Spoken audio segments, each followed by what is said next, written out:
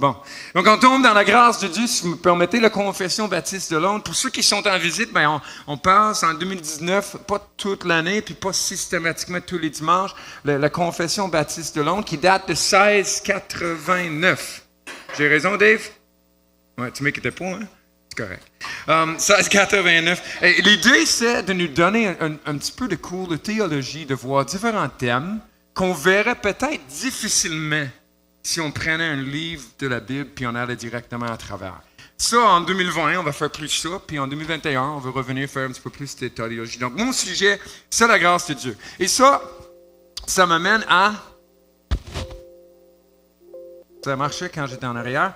En tout cas, ça m'amène à un bon souvenir. Moi, je me suis converti autour de 16 ans, d'être allé dans une église baptiste, puis il y avait une madame qui était là. C'était une suppléante qui faisait la suppléance à l'école. Elle était très sévère. J'avais peur d'elle. Même si j'avais 16 ans, j'avais encore peur de la petite madame. Et elle me connaissait, donc elle m'a fait asseoir à côté d'elle toujours, puis elle me frappait avec sa grosse Bible. Mais je me rappelle très bien de sa définition de la grâce que j'ai trouvé très intéressant. Mais elle l'a mis en lien avec la miséricorde. Je pense que je l'ai mis. Je l'ai-tu mis? Oui, je l'ai mis. Donc, elle m'avait dit, la miséricorde, c'est ne pas avoir ce que tu mérites. Ça, c'est déjà quelque chose. Si on pense à comment on est face à Dieu, comment on passe des années de nos vies à nous foutre de lui, à ne pas intéresser à lui, à qu'est-ce qu'il veut, comment on peut vivre de jour en jour, minute en minute, sans penser à lui, malgré le fait qu'il soit lui notre créateur, lui notre maître, notre roi, et qu'on fasse fi de sa volonté et de sa personne. Qu'on ait pour ce qu'on mérite, c'est déjà quelque chose. Mais Dieu, en plus de ne pas nous donner ce qu'on mérite, il nous offre aussi sa grâce, qui est avoir ce qu'on ne mérite pas. Et l'Évangile, le Nouveau Testament, même la Bible entière, est pleine de dons, de cadeaux que Dieu nous donne, qu'on ne mérite aucunement, mais qu'on a la joie de recevoir de sa part. Pourquoi? Parce qu'il est comme ça. Juste parce que Dieu, il est comme ça. C'est dans la nature de Dieu d'offrir à ses créatures ceux qui ne méritent pas. Si vous avez reçu des petites feuilles de notes, il y en a-tu qui les ont? Là? Je vais essayer de vous donner des cues, mais je ne me rappelle pas exactement ce que j'avais. Je pense que les définitions de grâce et de miséricorde, il y a la place pour ça. Est-ce qu'il y en a une qui reste à quelque part? Nathan et Timothée, il y en avait-tu un? J'aimerais ça avoir une copie si quelqu'un peut venir. Si tu as besoin. Non, mais juste la petite feuille. En tout cas, merci Tim, tu t'occupes de ton papa, c'est gentil. C'était ton tour, petit gars. Bon, donc ça nous amène à voir. Moi, je vais vous emmener dans 4 textes bibliques. Un matin, on va les lire, commenter un peu pour voir comment que Dieu est gracieux. C'est pas le bulletin, en fait, c'est l'autre avec les notes. Le bulletin, ça va être bon, mais pas après. Je suis sûr qu'il y en a en arrière. Donc, ça nous amène au fait que Dieu est gracieux. Pour moi, c'est un point. Matthieu a parlé de ça il y a 2 semaines, les attributs de Dieu. Que Dieu est juste de certaines façons. Et ce qu'il est, il est toujours. Ce qu'il est, il est toujours dans toutes les situations et dans tout ce qui pourrait arriver. Donc, je vais voir avec vous. Si vous avez vos Bibles, vous pourrez tourner. J'ai aussi les textes à l'avant. On est en Exode 33 et Exode 34. OK? Donc, je le lis un petit peu avant pour nous donner le contexte, puis on va arriver à un texte très important, très intéressant. Le peuple juif est sorti d'Égypte avec les grands plaies, la grande délivrance que Dieu a offert à son peuple. Puis ils sont dans le désert. Moïse rencontre Dieu. Puis Moïse dit, fais-moi voir ta gloire. Mais quelle demande! Quelle demande! Et l'Éternel lui répond. Il dit, je ferai passer devant ta face toute ma bonté, et je proclamerai devant toi le nom de l'Éternel. Intéressant. Moïse demande de voir la gloire de Dieu, puis Dieu dit, je vais proclamer mon nom. Et dans ce temps-là, le nom avait un rapport avec le genre de personne. C'est-tu Isaü qui s'appelait Isaü parce que ça voulait dire roux, puis il était tout poilu quand il est né. Puis Jacob qui s'appelle le supplanteur ou le croche, là. C'est le gars croche. En tout cas, son nom, les noms voulaient dire quelque chose. Donc, quand Dieu proclame son nom, il proclame son être, ses attributs, sa personne. Et quand Moïse demande de voir la gloire, Dieu dit, ben regarde, je vais te dire qui je suis, petit gars. Tu vas voir. Donc, je fais grâce à qui je fais grâce et j'ai compassion de qui j'ai compassion. C'est pas là la déclaration, ça va venir. Il ajouta, tu ne pourras pas voir ma face, car l'homme ne peut me voir et vivre. L'Éternel dit, voici un endroit près de moi. Tu te tiendras sur le rocher. Quand ma gloire passerait, je te mettrai dans un creux du rocher, tu couvriras de ma main jusqu'à ce que j'ai passé. Mais Dieu, il n'y a pas de main pour cacher comme ça. C'est des images que tu donnes, bien sûr. OK, mais l'idée. Donc, quand ma gloire... puis, je retirerai ma main et tu me verras par derrière, mais ma face, tu ne pourras pas être vue. Et là, on arrive, chapitre 34, versets 5 et 7. L'Éternel descendit dans la nuée, se tint là, auprès de lui, et proclama le nom de l'Éternel. L'Éternel passait devant lui en proclamant, et voici la gloire de l'Éternel, que Moïse a demandé de voir. Voici le nom de l'Éternel. Sa personne, ses attributs, que lui considère. Lui-même dit, voici comment je suis. Tu veux le savoir? Je vais te le dire. L'Éternel, Dieu compatissant et qui fait grâce. Lent à la colère, riche en bienveillance et en fidélité.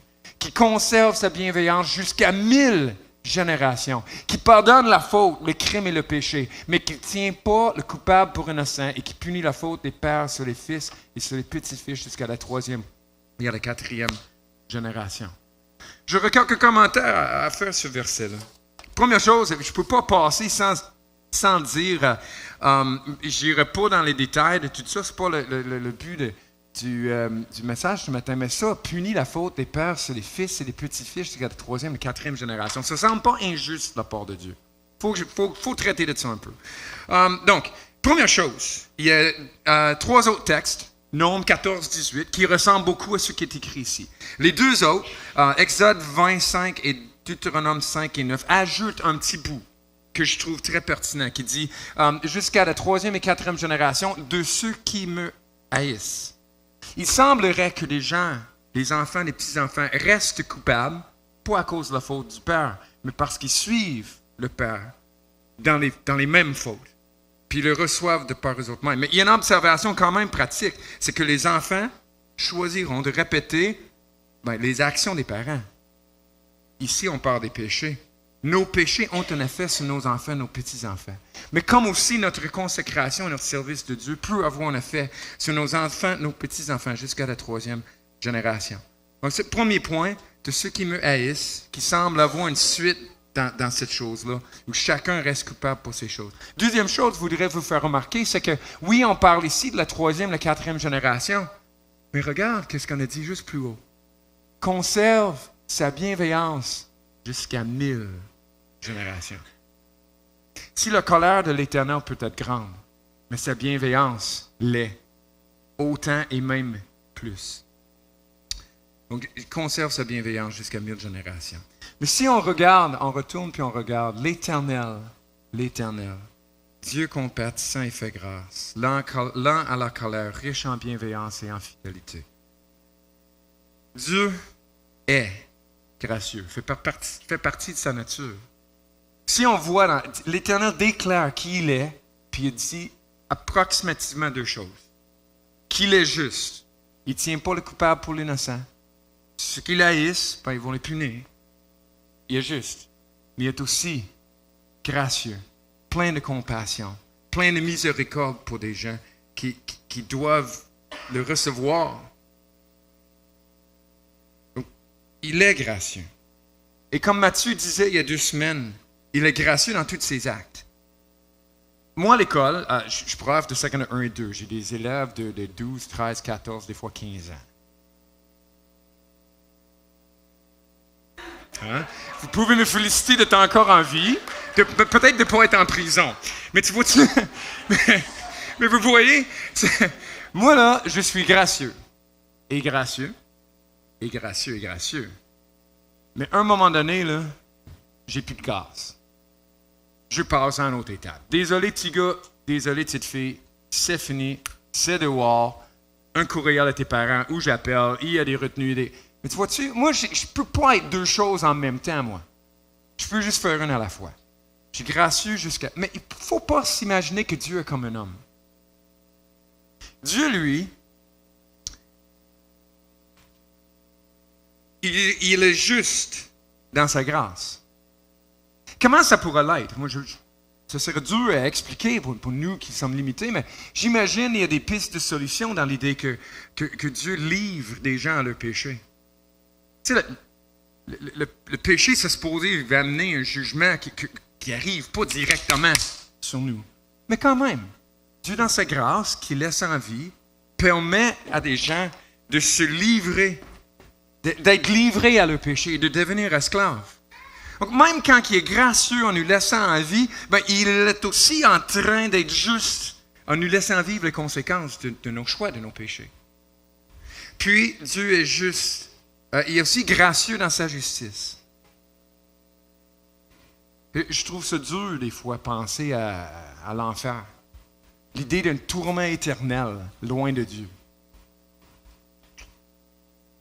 Mais c'est intéressant de penser que même là, Dieu est gracieux. Que ça aurait pu être pire. Même là, ça ne représentera pas le complet de ce que sa colère aura pu l'être.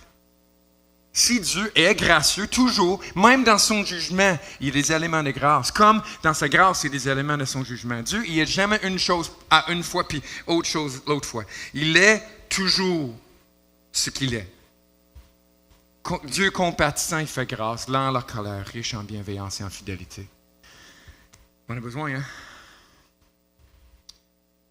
Je voudrais juste glisser un petit mot sur comment que Dieu est gracieux. Les théologiens séparent ça en deux différentes sortes de grâce. Une qui parle de la grâce commune. On pense à des versets qui disent que l'Éternel fait pleuvoir sur le méchant et sur le bon. Il y a des fermiers, deux fermes. Un c'est un chrétien croyant, il donne à son église, il donne aux pauvres, il vit d'une façon juste. L'autre, il est injuste, il vole le monde et maltraite ses animaux, mais il pleut sur les deux fermes. C'est vrai? On ne voit pas ça. Mais ça, c'est la grâce commune. Les hommes, sans connaître Dieu, sont capables de grandes œuvres de miséricorde et de gentillesse et de douceur envers l'autre. J'ai parlé en fin de semaine d'un homme que j'ai rencontré qui est un modèle pour moi en hospitalité. Zéro chrétien. Dieu, dans sa grâce, permet à des gens de faire de grandes choses. Des philosophes, pas chrétiens, mais qui nous aident à comprendre le monde dans lequel on vit, des scientifiques qui découvrent des choses, des médecins.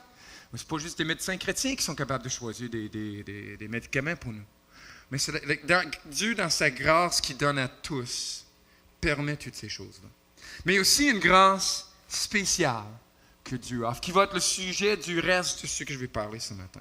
Pour ça, on va aller au début du temps.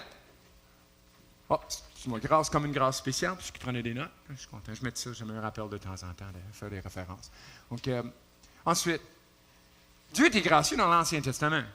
Matthieu a parlé aussi, je reviens avec quelque chose que lui avait dit, on dit que Dieu il était gracieux, il était Dieu de jugement dans l'Ancien Testament, puis là, ces choses sont évoluées. Il y a des gens qui disent ça, là, que Dieu a évolué, puis là, il est devenu gracieux dans le Nouveau, puis il y en a la loi avant, puis la grâce après, mais pas du tout. Moi, le but, c'est pas de vous montrer la loi dans le Nouveau Testament, mais c'est de vous montrer la grâce dans l'Ancien. Moi, je vais retourner directement au tout début. Je vais mettre les versets à l'envers. On est en Genèse 3, puis ensuite en Genèse 2. Okay? Un petit peu à l'envers, vous allez voir, j'ai des raisons pédagogiques. Je suis un professionnel. Bon, mais Genèse 3, OK? Et c'est ici, l'homme et la femme ont péché contre Dieu, ils se sont rebellés contre lui, et ont dit, à tes lois, on fait ce qu'on veut. Nous autres, on veut être comme des dieux, comme toi. Puis Dieu, il vient avec son jugement. Puis regarde le jugement que Dieu donne. Et il dit au serpent, je mettrai la chicane entre toi et la femme. Je ne suis pas un professionnel du français. Entre ta descendance et sa descendance, celle-ci t'écrasera la tête et tu lui écraseras le talon. On dit là, dès le début de l'Évangile, l'idée qu'il va avoir un jugement envers ce tentateur-là qui a tenté l'homme, puis le salut va venir à travers la femme. Mais en tout cas, on continue. Il dit à la femme, je rendais tes grossesses très pénibles. Je ne connais pas ça, mais il paraîtrait que c'est pas super. C'est avec peine que tu accoucheras. Tes désirs se porteront vers ton mari, mais il dominera sur toi.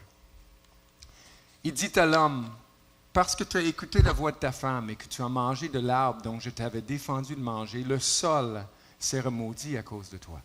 C'est avec peine que tu en tireras ta nourriture tous les jours de ta vie. Il te produira des chardons et des broussailles, et tu mangeras l'herbe de la campagne. C'est à la sueur de ton visage que tu mangeras ton pain, jusqu'à ce que tu retournes dans le sol d'où tu as été pris. Car tu es poussière, et tu retourneras à la poussière. L'homme donna à sa femme le nom d'Ève, car elle a été la mère de tous les vivants. L'Éternel Dieu fit à Adam et à sa femme des habits de peau dont il les revêtit. Donc, Adam et Ève pêchent. Dieu les juge comment? Ève, elle a des grossesses très pénibles et elle va être dominée par son mari. C'est pas tout à fait clair, mais ce qu'on remarque, c'est que la relation mari-femme ne sera pas toujours harmonieuse. Peut-être pour vous autres, nous autres, c'est superbe. En tout cas, pour Adam, le sol est maudit, le travail va être dur, la terre va être contre lui, puis éventuellement, il va pourrir dans le sol. Ça a l'air horrible, hein? Ça a l'air assez horrible comme jugement. Mais qu'est-ce que Dieu avait dit qui arriverait lorsqu'il pécherait? Attends, tu mourras quand? Le jour où tu en mangeras, tu mourras. Est-ce qu'ils sont morts le jour qu'ils en ont mangé? Ben, oui, non, oui, non, oui, non. Tu sais, Dieu dit, il fait ce qu'il dit, il dit qu'il va faire. Donc oui, ils sont morts à ce moment-là. Ils sont vraiment morts. On pourrait dire spirituellement dans une séparation d'avec Dieu. On voit dans le sens qu'ils ont peur de Dieu quand Dieu est venu les voir. Ils sont allés se cacher, ils ne faisaient pas ça avant. Et que Dieu les a chassés du jardin, la place spéciale que Dieu avait créée pour eux, pour qu'ils vivent éternellement là, dans la joie et dans le bonheur. Ils ont été chassés loin de ce jardin-là, pour aller vivre dans la nature qui était rendue contre eux. Donc oui, ils sont vraiment morts, comme Dieu l'avait dit, mais pas qu'ils y pensaient. Ils ne sont pas morts physiquement ce même jour. Il faut y voir une grâce. Il faut y voir une grâce. Dieu aurait pu les faire mourir là sur la place. Et les deux, les seuls humains qui n'auraient jamais vécu, qui auraient rendu gloire à Dieu en enfer dans les punitions éternelles à cause de leur rébellion envers le Dieu le Créateur. Mais Dieu leur a donné un temps pour se repentir, un temps pour vivre de quoi de nouveau. Dieu, dans son plan, avait autre chose de prévu, mais qui était plein de grâce à leur égard. Tu vois-tu, Dieu, il est un Dieu de grâce. Il l'a été dès le début. La première chicane, la première difficulté entre l'homme et son Créateur, ben, Dieu, il n'est pas venu avec son jugement. Dès le début, il était gracieux. Et c'est là qu'on parle de la grâce spéciale que Dieu a envers ses enfants. Donc, notre deuxième texte. Le premier, c'était en Exode, parce qu'on a vu que Dieu est gracieux dans sa personne. Là, on a fait notre deuxième texte qui est en Genèse, qui dit que même le Dieu de l'Ancien Testament était gracieux. Il était dès le début. On va aller dans notre troisième, je pense. Non, je voulais vous montrer le verset, ouais, c'est ça. Mais en tout cas, on sauve. La prochaine chose, c'est sa grâce qui nous sauve. Ça va nous amener dans un texte peut-être bien connu par plusieurs, mais qui vaut la peine d'être vu. Je ne pourrais pas parler de la grâce de Dieu sans parler d'Éphésiens 2. Donc, si vous voulez, vous pouvez y tourner encore, Éphésiens 2. Place fantastique. David me dit un matin, il était sur le bord de le perdre dans sa Bible. Puis, c'est une Bible bien utilisée, hein, les pages commencent à tomber. C'est Éphésiens 1 à 4 qui est en train de le perdre. On va les encadrer, le mettre sur le mur, c'est les meilleurs. Mais, OK, donc, juste pour vous donner un peu de contexte encore, Paul priait pour les Éphésiens. Il priait qu'ils se rendent compte de la puissance de Dieu qui agissait à leur égard. Okay? Qu'ils se rendent compte de ça. Et il donne l'exemple d'abord de comment que cette puissance-là a ressuscité le Christ. Le Christ qui est mort à la croix, qui a ressuscité une nouveauté de vie et a été élevé jusqu'au ciel pour s'asseoir à la droite du Père. Que la puissance de Dieu, Paul dit en premier, je veux que vous rendre compte, vous, comment la puissance de Dieu agit pour vous. Puis il dit, je vous donne un exemple. Jésus, mort, ressuscité, élevé. Et là, il revient, puis il dit « pour vous ». C'est pour ça quand il dit « pour vous », c'est parce qu'il a parlé du Christ avant. Donc, pour vous, vous étiez morts pour vos fautes et par vos péchés, dans lesquels vous marchiez autrefois, selon le cours de ce monde, selon le prince, la puissance de l'air, cet esprit qui agit maintenant dans les fils de rébellion. Mais nous, tu vois-tu, on était morts, comme le Christ était mort, nous aussi nous étions morts. Spirituellement morts, comme qu'on avait parlé. Et en suivant Satan, et les mauvais appétits, donc, ou des appétits mal dirigés. C'était le cas de notre vie. On le voit dans le prochain verset aussi. Nous tous aussi, nous étions de leur nombre et nous nous conduisions autrefois selon nos convoitises charnelles. Nous exécutions les volontés de notre chair et de nos pensées. Et nous étions par nature des enfants de colère comme les autres. C'est intéressant de voir ici comment que Paul parle de nous, mais de deux aspects. Il parle de ce qu'on fait, donc on parle de notre conduite qui était selon des convoitises charnelles, que nous exécutions les volontés de notre chair. C'est des décisions, des actions qu'on a prises, qui étaient contre Dieu, qui contribuaient à notre mort, qui nous faisaient mourir encore plus, j'imagine. Donc ce que nous faisions nous rendait coupables devant Dieu, méritant l'état dans lequel on était, mais nous étions par nature des enfants de colère. Ce n'est pas juste une action qu'on prend, qu'on est capable de se repentir et dire c'est oublié, c'est dans le passé. Non, nous étions quelque chose, des enfants de colère. On avait un problème avec ce que nous faisions, mais aussi avec ce que nous étions. Et cela arrive, un des plus beaux mots de la Bible. Mais.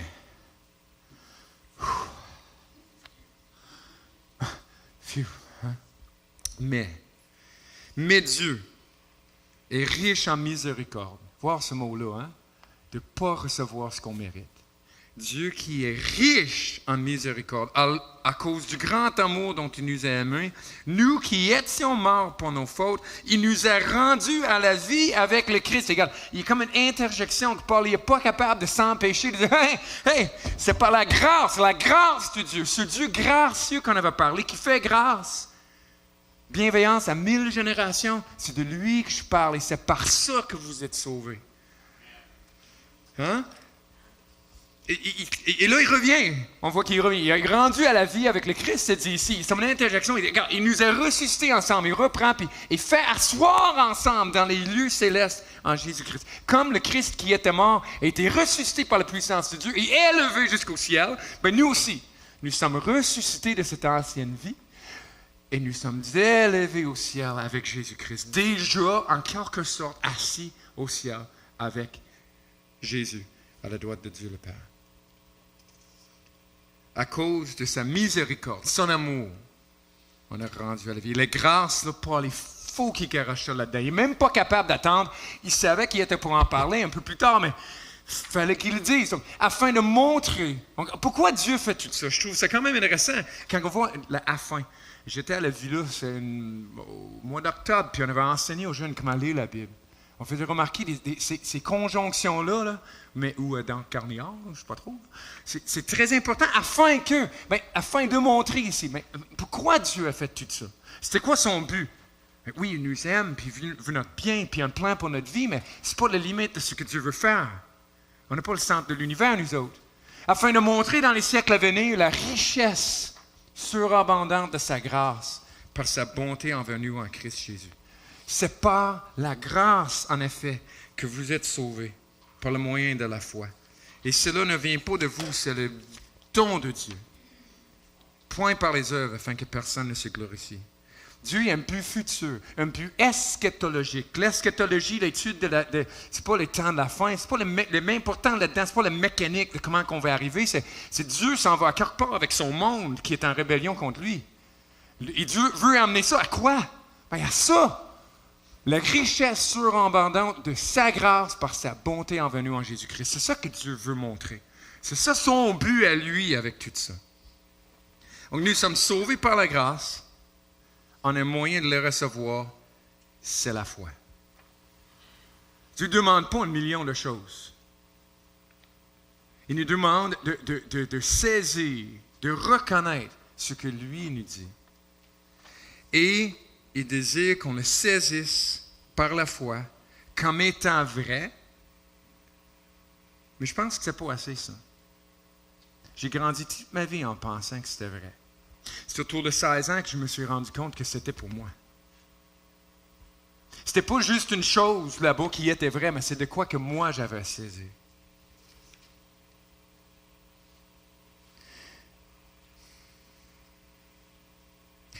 Qu'est-ce que le don de Dieu?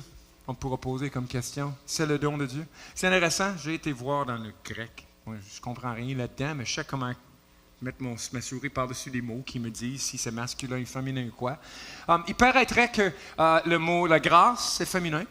Le mot foi, c'est féminin. Puis, ce n'est pas de vous, cela ne vient pas de vous, c'est neutre. Et vous n'avez pas ça en français, c'est le it en anglais. Donc, ça ne refait pas ni à la foi ni à la grâce. Ça refait au salut.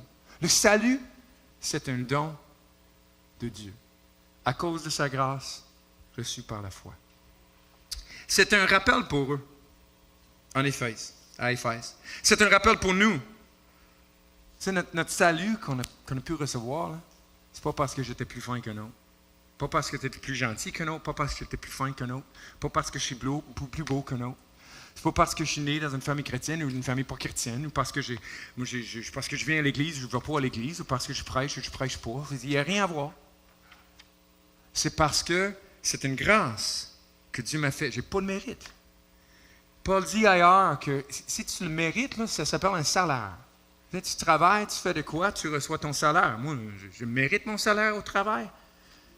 C'est pas une grâce, ça. Je n'ai pas besoin de remercier ma commission scolaire. J'ai fait ma job.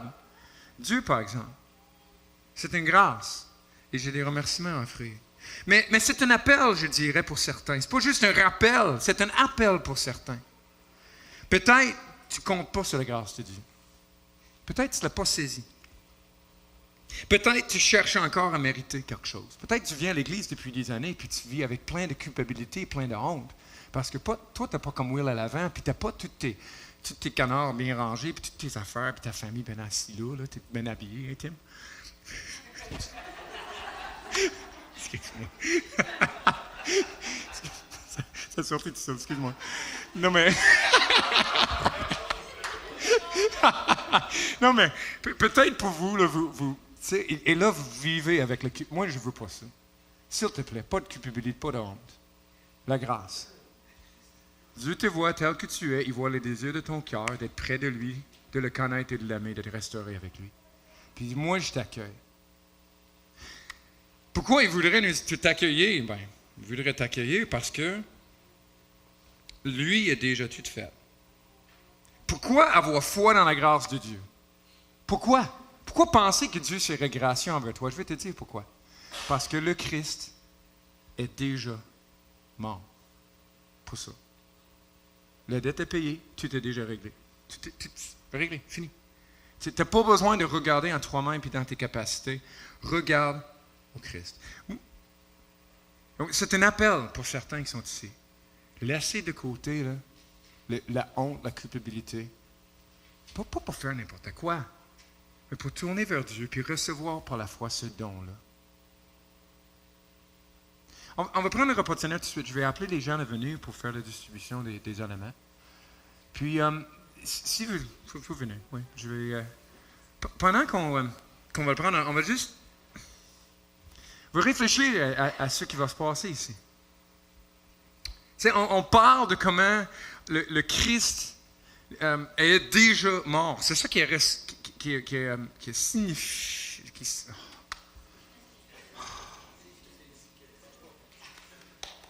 C'est ça qui est important ici. C'est un symbole. C'est un symbole physique d'une réalité spirituelle. Moi, je n'étais pas là il y a 2000 ans. Allez-y. Moi, je n'étais pas là il y a 2000 ans là, quand le Christ est mort. Je n'étais pas présent pour le voir. Je ne l'ai pas vu ressusciter. Je ne l'ai pas vu se lever au ciel. Il y a des promesses d'une réalité que je veux saisir par la foi.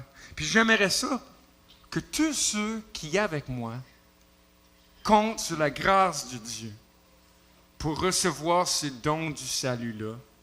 J'aimerais ça que vous preniez ce petit repas. On appelle ça un repas. On va manger plus peut-être tantôt. Mais voyons là-dedans une nourriture spirituelle puissante.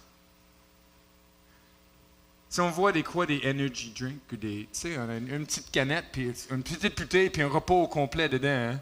Moi, ça m'intéresse pas, ça, franchement. Mais tu sais, il y a une chose protéinée avec toutes les... Tu sais, en tout cas, apparemment, ça donne tout ce qu'on a besoin, même si ça n'a pas l'air bon, puis ça n'a pas l'air gros. Puis, en tout cas, c'est bon pour le corps. Moi, j'ai un peu de mépris pour ça, mais j'ai pas de mépris pour le repas du Seigneur. Dans ce pain, puis dans ce vin, il y a une puissance spirituelle pour nous rassurer.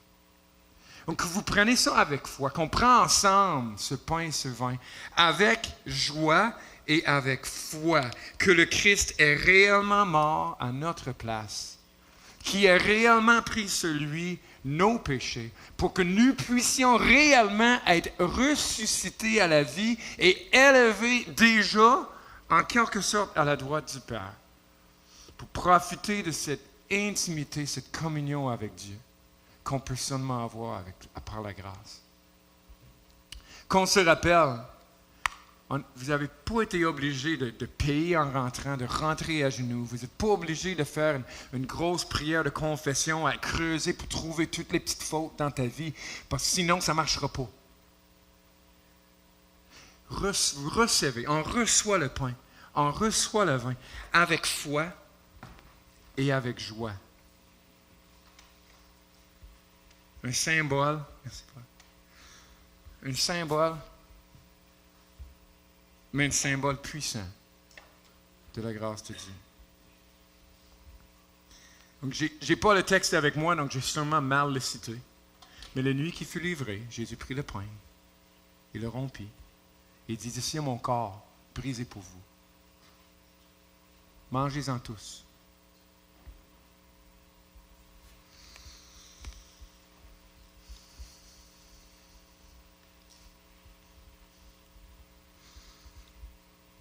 Puis après avoir soupé, il prit la coupe. Je pense qu'il a rendu grâce cette fois-là. Je ne me rappelle pas, en tout cas. Mais il dit, voici le sang de l'alliance nouvelle. Est-ce que vous savez c'est quoi le principal attribut, caractéristique de l'alliance nouvelle qui est différent de l'alliance ancienne? Est-ce que vous le savez? C'est le pardon des péchés. Je lui dis, allez lire en Jérémie, je pense, Jérémie 31, en tout cas, je checkerai. Ben, le pardon des péchés. Donc, qu'on boit à l'honneur de Jésus-Christ, en souvenir de notre salut. On va juste prier. Merci, Seigneur Dieu, pour ce don que tu nous donnes, de salut gratuit en Jésus-Christ. Merci pour ce symbole, le pain et le vin, qui nous rappelle, qui nous donne en quelque sorte une assurance que tout ça est vrai. Et que ta grâce, comme la nourriture nous nourrit un peu, mais que ta grâce nous nourrit pour la vie éternelle. Seigneur, donne à ceux qui vivent culpabilité et honte de ne pas le vivre. Pas à cause d'eux, mais à cause de toi et ton amour et ta grande grâce. Qu'on accepte de vivre joyeusement devant toi, confiant devant toi, à cause de ta grâce et ta miséricorde. Au nom de Jésus, je prie. Amen. Oui, je voulais avoir terminé à cette heure-là. J'ai un petit bout à voir. Vous êtes patient avec moi? Je vais essayer de faire vite, OK? Mais c'est important, mon 4e verset, je trouve. Parce que je veux aller me lancer là-dedans. C'est que sa grâce nous enseigne comment vivre. Pensez pas que j'ai fait il n'y a personne en bait and switch. Tu sais, on offre de quoi en disant que tu vas avoir de quoi de super. Oh, non, c'est pas ça finalement. Non, c'est pas ça. OK? Moi, il n'y a rien de ce que j'ai dit qui change quoi que ce soit. OK?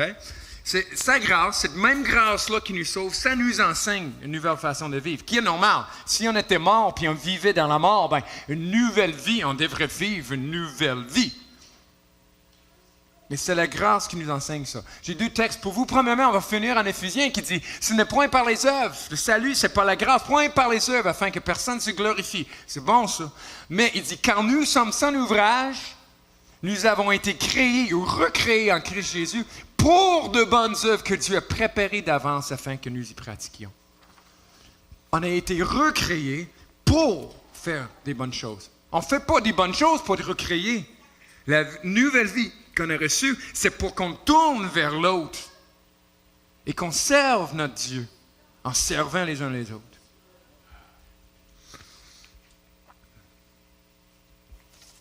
J'ai un autre verset, par exemple, je vais l'aller voir, qui est en Tite 2. Je devais mémoriser ce verset-là, l'école biblique, dans le cours de vie spirituelle avec Mrs. Robbins. Elle était aveugle dans un œil. Elle était vieille comme Dumbledore, je pense. Ça n'avait pas de sens. Mais on va la voir au ciel. Je vais dire, par exemple, je me souviens de son verset. La grâce de Dieu, source de salut pour tous les hommes, a été manifestée. Amen. Elle nous enseigne. En fait, elle nous forme ou elle nous éduque. Ce n'est pas un enseignement comme je peux vous donner. Là. C'est un enseignement comme les parents donnent à leurs enfants à travers toute une vie.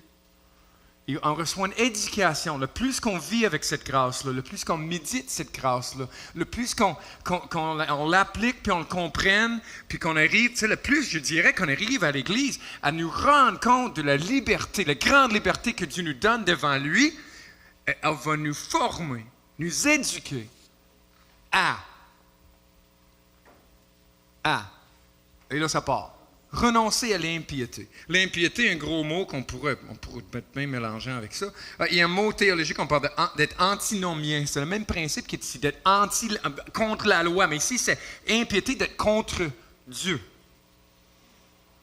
C'est être anti-Dieu ou contre sa personne. Donc, la grâce de Dieu nous enseigne à déraciner dans notre vie tout ce qui est contre Dieu. C'est possible, ça, comme chrétien, de vivre ça. Puis la grâce nous enseigne à l'enlever. Ça ne se fera pas tout seul. Et au désir de ce monde. Donc, renoncer à deux choses. Cette attitude contre Dieu, puis au désir de ce monde. Mais le sens ici, c'est le monde physique qui est en soi neutre. C'est le bon vin, c'est correct. Il n'y a rien de bon, rien de mal. Une bonne bouffe, il n'y a rien de bon, rien de mal. C'est neutre. Le McDo, c'est peut-être mauvais, mais ça, c'est une autre histoire. OK? Donc, mais, excuse-moi, je suis perdu. Mais, quand même, il y a des choses qui sont un peu défendues, puis il y a des moyens qu'on peut mettre. C.S. Lewis a parlé des amours inordonnés ou désordonnés. Hein? Des choses qu'on aime plus qu'on est supposé les aimer, puis des choses qu'on désire plus qu'on est supposé les désirer. On finit par vivre pour des choses on devrait vivre par eux, pas pour eux.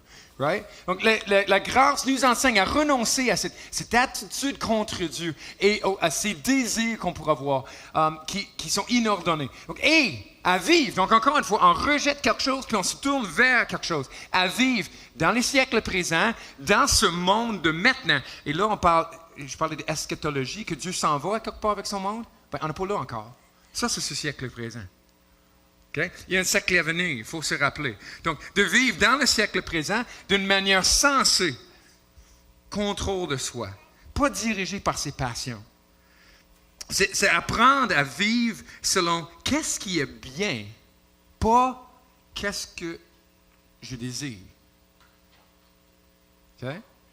Donc, on a un moyen, une manière sensée. La grâce de Dieu nous enseigne à renoncer à ces attitudes anti-Dieu, mais à se tourner vers quelque chose où là, on va vivre d'une façon, qu'est-ce qui est bien, qu'est-ce qui même est mieux? OK, c'est bon que je relaxe le vendredi soir? Ça pourrait-tu être mieux? Hélène, ça pourrait-tu être mieux le vendredi soir? On va voir. Et si ce n'est pas le vendredi, ça se peut que ça soit d'autres jours, mais comprenez un peu mon principe, OK? Prenez pas peur comme une loi, je veux que tout le monde soit là vendredi, sinon vous ne vivez pas la grâce de Dieu. Là. En tout cas. OK? Donc, sensé, donc logique, réfléchi, contrôlé, juste, qui parle de l'idée de droit. Laisse un chemin droit derrière. On imagine quelqu'un qui fait la raquette dans le bois des fois, puis ça part. Là. Voyons donc, pourquoi on ne peut pas juste aller droite comme ça? Right? Mais une sensée droit. Pas avec plein d'errance vers n'importe quoi. Et pieuse. Ça, c'est l'opposé de l'autre impiété qu'on avait en haut. Renoncer à l'impiété, bien, cette pieuse, là, on a rendu pro-Dieu. En considérant Dieu qui il est et qu'est-ce qu'il veut. En attendant le retour du Christ. En attendant la bienheureuse espérance et la manifestation de la gloire de notre grand Dieu et Sauveur Jésus-Christ. On parle de cette eschatologie, ce but que Dieu a pour son monde. Il s'est donné lui-même pour nous afin de nous racheter de toute iniquité. pas pour rester dedans, mais nous racheter de ça. Et de se faire un peuple qui lui appartienne. Pas appartenir à n'importe quoi, puis à notre ancienne vie, mais appartenir à lui, purifié par lui et zélé pour des œuvres bonnes. La grâce de Dieu nous enseigne ces choses-là.